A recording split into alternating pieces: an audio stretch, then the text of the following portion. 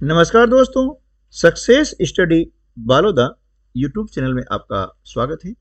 आज के इस वीडियो में हम NMMS यानी national means cum merit scholarship exam की तैयारी के लिए गणित विषय की जो हम सीरीज चला रहे हैं उस सीरीज का यह 15वां वीडियो है। इसके पहले हमने आपको 14 वीडियो उपलब्ध करवा दिए गए हैं। यदि उन्हें आपने नहीं देखा है तो इस वीडियो के डिस्क्रिप्शन बॉक्स में उनकी लिंक दी गई है, वहां से आप उन्हें देख सकते हैं और उन प्रश्नों को सीख सकते हैं। तो चलिए शुरू करते हैं हम आज का वीडियो। प्रश्न क्रमांक 1 से। रवि ने 8,000 रुपए में टीवी खरीदा तथा उसे बेचकर 20% लाभ कमाया। कितना लाभ कमाया? 20% लाभ कमाया, है ना। तो टीवी का बिक्री मूल्य कितना होगा, यानी सेलिंग प्राइस जो है हमें ज्ञात करनी है ना। खरीदा यानी ये हो गया क्रय मूल्य, कितना? 8,000 रुपया। ठीक है। अब देखिए 20% का मतलब क्या होता है कि 100 रुपए पर 20 रुपए का लाभ लिया, यानी 100 रुपए की वस्तु कितने बेची? 120 में बेची। तो हम क्या लिखेंगे? 120/100। ठीक है ना। अब वस्तु कितने में खरीदी है? क्योंकि लाभ या हानि हमेशा क्रय मूल्य पर होती है। तो 8,000 में खरीदी, इसलिए हम क्या करते हैं, इसमें 8 का गुणा कर देते हैं। 8,000 का, है ना, यहाँ 8,000 है तो हमने 8,000 का गुणा कर दिया। अब ये लास्ट में जो शून्य है इनको हम कैंसिल कर देते हैं, है ना। अब जो संख्या बची है इनका हम आपस में गुणा कर देंगे, यानी 120 गुणित 80, है ना। जब भी लास्ट में शून्य किसी संख्या में आता है और गुणा करना होता है तो इन शून्यों को हम पहले लिख लो, आसान तरीका हो जाएगा। 2 शून्य हमने लिख दिया, 2 शून्य है, इस प्रकार से। अब 12 के 8 में गुणा कर दीजिए, 12 × 96, ये हो गया 9,600 रुपये, है ना। तो ऑप्शन नंबर 2 है हमारा सही जवाब हो जाएगा। ये इसकी ट्रिक है, लेकिन इसको बेसिक रूप से हम कैसे हल करेंगे वो भी समझ लेते हैं, ये आया कैसे है। देखिए इसका एक फार्मूला भी है, सूत्र। क्या फार्मूला है कि जब भी आपको विक्रय मूल्य ज्ञात करना है ना, तो विक्रय मूल्य बराबर क्या हो जाएगा? क्रय मूल्य, है ना। क्रय मूल्य गुणित कोष्टक में 100 धन प्रतिशत लाभ, ठीक है ना। और यदि हानि है ना तो यहां आएगा ऋण, यहां पे ध्यान रखना है। बस सूत्र वही रहेगा, लेकिन हानि है, घाटा है ना, तो माइनस आ जाएगा यहाँ पे, और लाभ है तो प्लस आ जाएगा बटे 100, इस प्रकार से। ठीक है। ये सूत्र का उपयोग करके हम कर सकते हैं, लेकिन हमें समय बचाना है कि वहां पर समय की कमी रहती है, इसलिए अभ्यास करें और इसे डायरेक्ट करके हल करने का प्रैक्टिस करें। ठीक है ना। चलिए नेक्स्ट क्वेश्चन देख लेते हैं। अगला जो प्रश्न है कि 840 रुपए अंकित मूल्य वाली, है ना, एक शर्ट 714 रुपए में बेची गई, तो बट्टा प्रतिशत कितना होगा, है ना। बट्टा यानी डिस्काउंट, ठीक है ना। इसे छूट भी कहते हैं, छूट बोलें बट्टा बोलें, है ना, एक ही बात होती है। तो इंग्लिश में बोलते हैं इसको डिस्काउंट। ठीक है। तो देखिए 840 रुपए उस पर लिखा हुआ है, अंकित मूल्य है ना, मार्क्ड प्राइस है।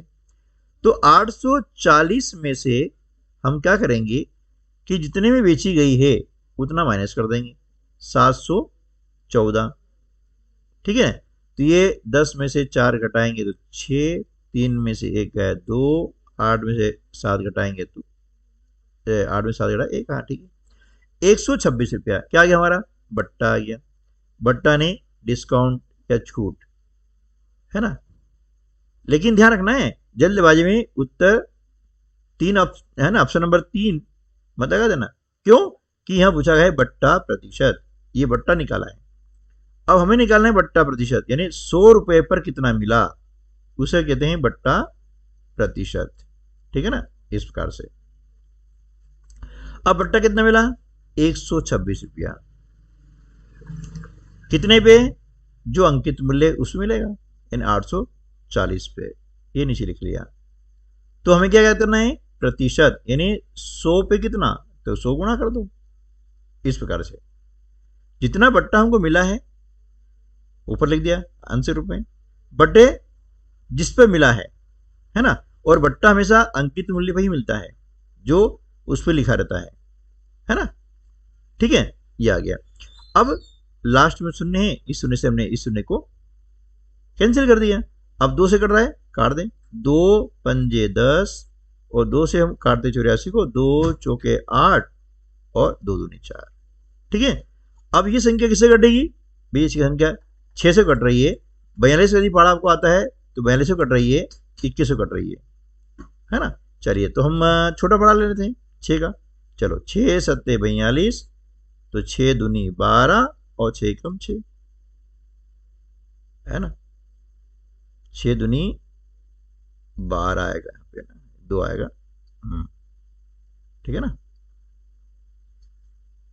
ये 6 दूनी 12 2, तो इसे 6 से हमने काटा 126 को 21 बार काटा है ना। अब 7 से 21 काटेंगे तो 7 या 21 कट गया।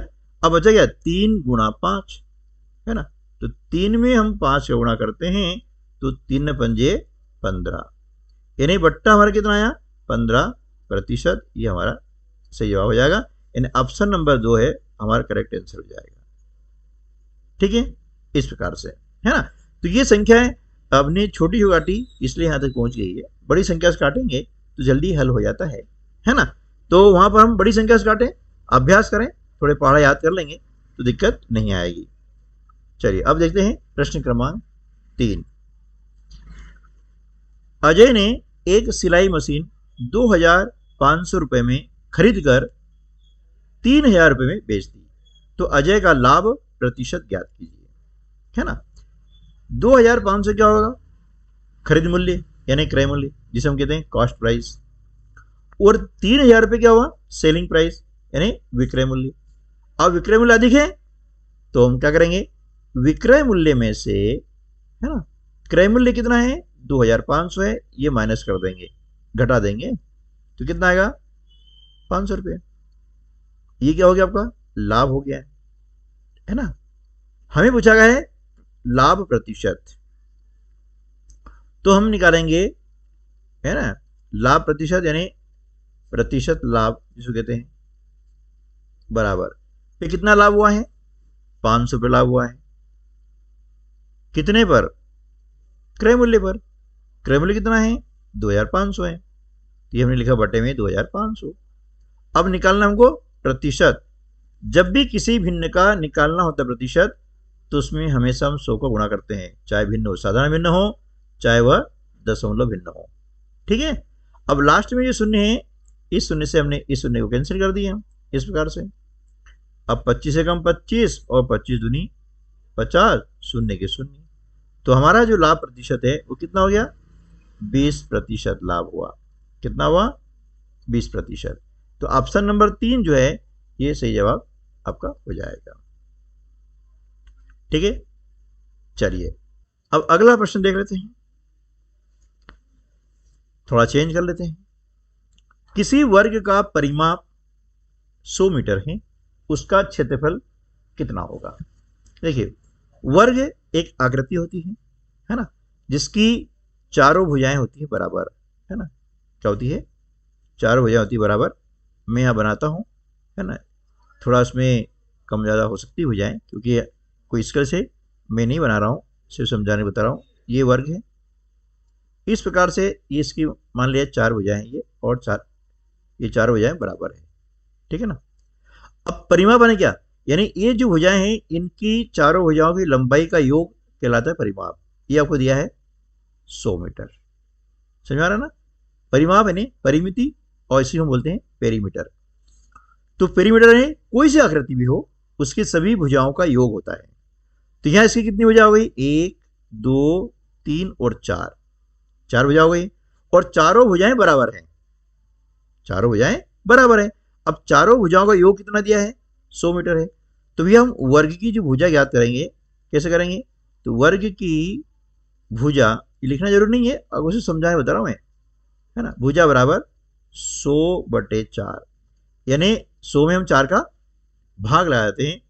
4 एकम 4, 4 दूनी 8 और 4 पंजे 20, यानी 25 मीटर। ठीक है ना। अब इसका हमको निकालना है क्षेत्रफल। तो वर्ग का जो क्षेत्रफल निकालते हैं उसका सूत्र क्या है? वर्ग का क्षेत्रफल बराबर होता है भुजा गुणित भुजा, है ना, या भुजा का वर्ग, एक ही बात है ना, भुजा गुणित भुजा। अब भुजा हमने कितनी निकाली है? 25 मीटर निकाली है। तो 25 में हम क्या करेंगे? 25 का गुणा कर देंगे, है ना, तो कितना आ जाएगा? 625। और क्षेत्रफल हमेशा आता है वर्ग मीटर में, ये लिख दिया। तो परीक्षा में इतना करने हो सकता नहीं है। परीक्षा में क्या करेंगे? बिल्कुल शॉर्ट ट्रिक अपनाएंगे। कैसे? आपको दिया है परिमाप किसका? वर्ग का। आपको मालूम है कि वर्ग की चारों भुजाएं होती है बराबर। तो जितना परिमाप को दिया है उस परिमाप में 4 का भाग लगाओ, कितना आ गया? 25 आ गया। और निकालना है क्षेत्रफल, तो बस 25 में 25 का गुणा कर दो, है ना। तो मैंने आपको सिखाई थी एकाधिकेन पूर्वेण विधि, है ना। जिस संख्या अंत में 5 होता है तो 5 का वर्ग होता है 25, ये लिखते हैं अपन। और इससे पूर्व एकाधिकेन पूर्वेण, मतलब इससे एक पूर्व कितना है? 2 है ना। अब 2 में एक अधिक कितना होता है? 3। 3 का गुणा 2 में कर देंगे, 2 3 6, ये डायरेक्ट उत्तर आ जाएगा 625 वर्ग मीटर। यानी ऑप्शन नंबर जो है 4 हमारा सही जवाब हो जाएगा। ये हो जाएगा वर्ग मीटर। ठीक है ना। घातांक 2 को हम वर्ग पढ़ते हैं। क्लियर हो गया? तो ऐसा करना है ना, इस प्रकार से बिल्कुल शॉर्टकट में, ये आपको समझाने के लिए कि ये आया कैसे है ना, कि बेसिक समझ में आएगा ना तभी आपको ट्रिक समझ में आएगा, अन्यथा ट्रिक समझ में आने वाला नहीं है। चलिए नेक्स्ट क्वेश्चन है। एक वर्गाकार क्षेत्र का क्षेत्रफल 2304 वर्ग मीटर है। तो इस क्षेत्र की भुजा की लंबाई आपको ज्ञात करनी है, कितनी होगी, है ना। अभी आपको मैं बताया था कि जो वर्ग होता है उसकी क्या होती है? चारों भुजाएं बराबर होती है, ये इसकी विशेषता है। और प्रत्येक कोण होता है समकोण, है ना। प्रत्येक कोण क्या होता है? समकोण होता है, ये इसकी विशेषता होती है। अब क्षेत्रफल ने क्या होता है? इसने कितना स्थान घेरा है किसी तल पर, है ना, कितना स्थान घेरा है, ये अंदर का हिस्सा, ये कहलाएगा क्षेत्रफल। पिछले प्रश्न में हमने क्या किया था? ये परिमाप दिया हुआ था, है ना, और अब हमें इसका क्षेत्रफल दिया है, ये अंदर का, तो हमें निकालनी है इसकी भुजा की लंबाई। तो देखिए, जब भी किसी वर्ग का आपको दिया जाता है क्षेत्रफल और भुजा की लंबाई ज्ञात करनी हो तो इसका हम निकालेंगे क्षेत्रफल का वर्गमूल, यानी वर्ग की भुजा बराबर, अब 2304 का हम निकालेंगे वर्गमूल, कितना आ जाएगा? 48 मीटर। ये आ गया डायरेक्ट। कैसे? इसके लिए मैंने आपको एक वीडियो उपलब्ध करवाया है कि चुटकी बजाते ही आप वर्ग या वर्गमूल कैसे याद कर सकते हैं। तो वर्ग याद करने का, वर्गमूल याद करने का, घन का और घनमूल का, उसमें डिटेल मैंने समझाया हुआ है ना। तो उसके द्वारा आप डायरेक्ट देख करके वर्गमूल ज्ञात कर सकते हैं, घनमूल ज्ञात कर सकते हैं। ठीक है ना। चलिए नेक्स्ट क्वेश्चन। यदि बहुफलक में 8 शीर्ष और 6 फलक हो तो उसके किनारों की संख्या कितनी होगी, है ना। देखिए, बहुफलक में एक सूत्र रखता है, उस सूत्र का नाम है आयलर का सूत्र, है ना। पिछली वीडियो में मैंने सिर्फ सूत्र का अब बताया था कि सूत्र क्या होता है, और मैंने कहा था कि उसका उपयोग कैसे करेंगे वो मैं अगले वीडियो में बताऊंगा। तो इस वीडियो में प्रश्न लेकर आया हूं, है ना। तो देखिए, आयलर का जो सूत्र होता है वह सूत्र क्या है ना। आयलर का सूत्र आपको होता है एफ धन वी, है ना, एफ धन वी बराबर ई प्लस 2। ठीक है ना। अब इसका दूसरा रूप ऐसा हो सकता है एफ धन वी माइनस ई बराबर 2। ठीक है ना। या परीक्षा में ऐसा हो सकता है कि एफ धन वी माइनस 2 बराबर ई। ठीक है ना। तो तीनों का मतलब एक ही होता है, ये ध्यान रखें। सिर्फ इसका क्या हुआ है? रूप चेंज हुआ है ना। बाकी मेन जो है यही है, लेकिन पक्षांतर के नियम द्वारा आपको परीक्षा में ऐसे आ सकते हैं और आए भी हैं, है ना। गत वर्ष की परीक्षाओं में ऐसे पूछे गए हैं कि निम्न में से कौन सा आयलर का सूत्र है, तो ये ऑप्शन में दिया है। अब यदि आपने ये ध्यान रखा कि वे यही होता है, ये गलत है, ऐसा नहीं है, इन तीनों का मतलब एक ही होता है, ठीक है ना। अब यहाँ एफ यानी क्या हो गया, इसके अर्थ समझ लें। एफ यानी होता है फलक यानी फेसेस, वी यानी शीर्ष, है ना, वर्टिसेस, है ना, और ई यानी एजेस, किनारे, ठीक है ना। अब ये सूत्र अब क्या होना चाहिए, एफ धन वी बराबर ई धन 2, है ना, F plus V equal to E plus 2, ठीक है ना। चलिए अब जो दिया है किसी में भी आप मान रखे देखिएगा, मैं एक दिखाता हूं, आप इसमें भी और इसमें भी इनका मान रखें और हल करें, ठीक है।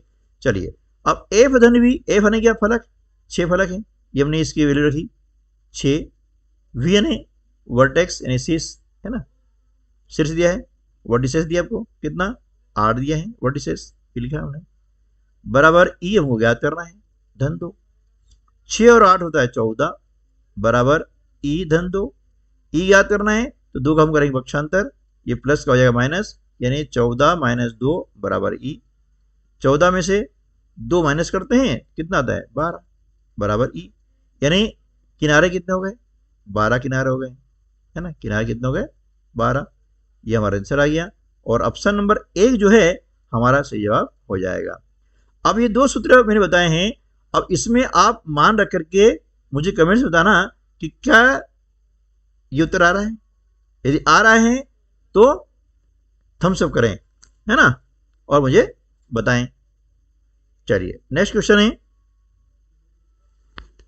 एक समबहुभुज यानी जिसके प्रत्येक बाह्य कोण 45 डिग्री है, 45 डिग्री है, तो इसमें भुजाओं की संख्या कितनी होगी, है ना। देखिए ये प्रश्न है 2 प्रकार से आते हैं, एक प्रश्न में क्या आता है कि आपको भुजाओं की संख्या दी जाती है ना, और एक टाइप का प्रश्न ये आता है कि इसमें कोण दिया जाता है और भुजाओं की संख्या ज्ञात करना होती है। बहुत सिंपल सवाल है, ऐसे सवाल करना है। तो जब भी देखिए आपको बोला गया है समबहुभुज यानी उसमें समान भुजाओं वाले ही आकृति बनी हुई है, ठीक है ना, तो क्या करेंगे कि संपूर्ण जो माप हमारा होता है वो होता है 360 डिग्री का, ठीक है ना।